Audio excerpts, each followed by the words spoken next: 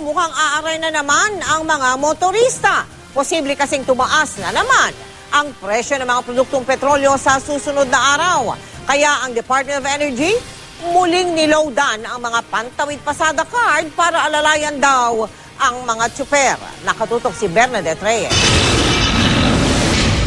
Simula nang pumasok ang taon, 6 na beses nang tumaas ang presyo ng petrolyo.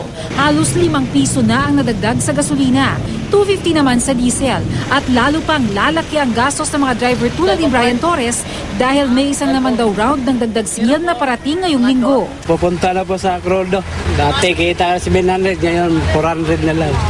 50 centavos kada litro ang inaasahang dagdag presyo sa diesel at gasolina. Patuloy daw kasi ang pagmahal ng presyo sa international market. Kaya kanina, sinimula na ulit ng Department of Energy ang paglulod ng pondo sa pantawid pasada cards. If the need is there and if that is the decision of the cabinet and the president, yes, I think there are resources for that. 1,200 pesos ang pondong ilulod sa bawat pantawid pasada card ng bawat jeepney driver.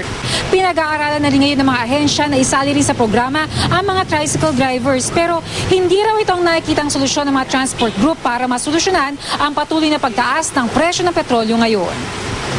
Pero hindi raw ito ang sagot na hinahanap ng transport groups. Napag-usapan namin na itutuloy na namin itong fair hike. Bigay man nila, may pantawid pasada, wala, fair hike pa rin kami.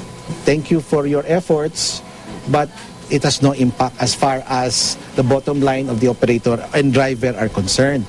And because of this, we will have to reiterate yung pagdagdag pamasahe. Ginagawa naman daw ng DOE ang lahat sa abot ng kanilang makakaya. Tulad na daw ng pakikipag-usap sa oil companies na muling ibalik ang mga POJ lane, kung saan nakakatanggap pa ng karagdagang diskwento sa diesel ang mga jeepney driver.